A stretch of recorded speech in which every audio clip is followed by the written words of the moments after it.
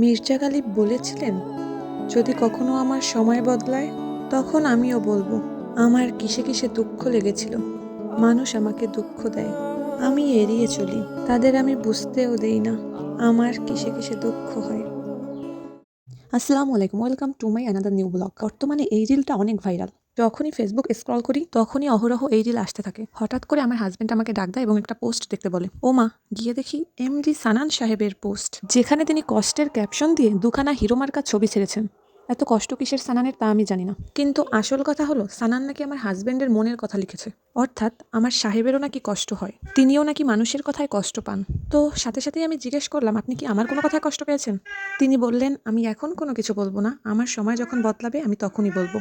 আমিও তাকে আর জোরাজুরি করলাম না, কারণ এত ড্রামা করার মতো সময় আমার নেই। কারণ আমার একটা পুচকু আছে, যার জন্য আমারও অনেক কষ্ট হয়। কিন্তু কষ্টটা কখন হয়, সেই কষ্ট লাগার কথাটাই বলি।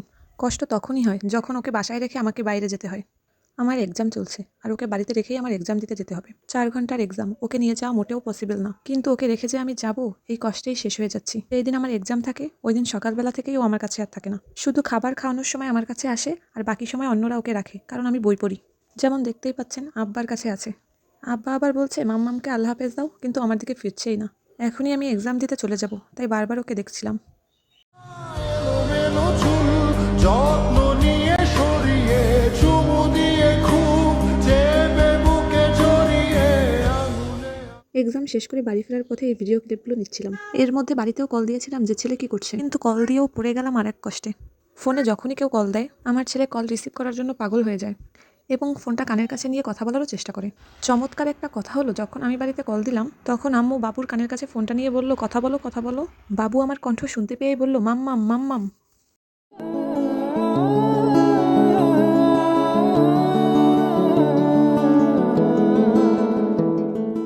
তখন চোখ থেকে শুধু টপ টপ করে পানি পড়ছিল, আর অপেক্ষা করছিলাম কখন বাড়িতে যাব। অটো ছাড়তে অনেক লেট করবে, আমার পক্ষে লেট করা একদমই সম্ভব না। তাই ইজি বাইক থেকে নেমে আমি ভ্যানে উঠে পড়লাম। দয়া করে কেউ লুঙ্গি দেখে হাসবেন না, এর থেকে ভালোভাবে ভিডিও করা আমার পক্ষে সম্ভব ছিল না। আমার পাশে অন্য যাত্রী থাকায় আমি ভিডিও করতে গিয়ে আনকমফোর্টেবল ফিল করছিলাম, কারণ আমি খুব লাজুক। আমি কোনো প্রফেশনাল বড় ব্লগার না।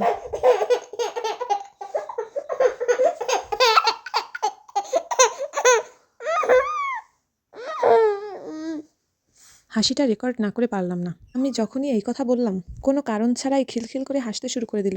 ভ্যানে উঠে রওনা দেওয়ার পর আমি 20-25 মিনিটের মধ্যেই বাড়ি পৌঁছে যাই। কিন্তু বাড়ি পৌঁছানোর পর ভিডিওটা আর করতে পারিনি। মন তো চাইছিল বাড়ি যাওয়ার পর ছেলের রিয়াকশনটা ক্যাপচার করি।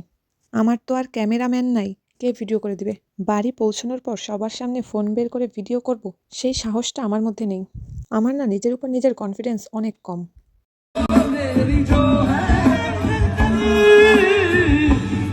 तेरे लिए जन्नत सजाई मैंने तेरे लिए छोड़ दी खुदाई तेरे लिए जन्नत सजाई मैंने तेरे लिए छोड़ दी सब জীবনে শুধু এতটুকু কনফিডেন্স চাই, ব্যাস আর কিচ্ছু লাগবে না।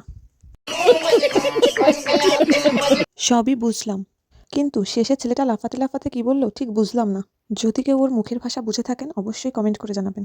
আর হ্যাঁ, আমার আগের ভিডিওটা ছাড়ার সময় অনেক দ্বিধাগ্রস্ত করছিলাম আপলোড করব কি করব না, কিন্তু আপলোড করার পর অনেকেই অ্যাপ্রিসিয়েট করেছেন, যাতে আমার কনফিডেন্স লেভেল একটু হলেও বেড়েছে। ভিডিওটা আর লং করব না, এখানেই শেষ করছি। সবাই ভালো থাকবেন, সুস্থ থাকবেন। ধন্যবাদ সবাইকে আমাকে অ্যাপ্রিসিয়েট করার জন্য। আল্লাহ হাফেজ।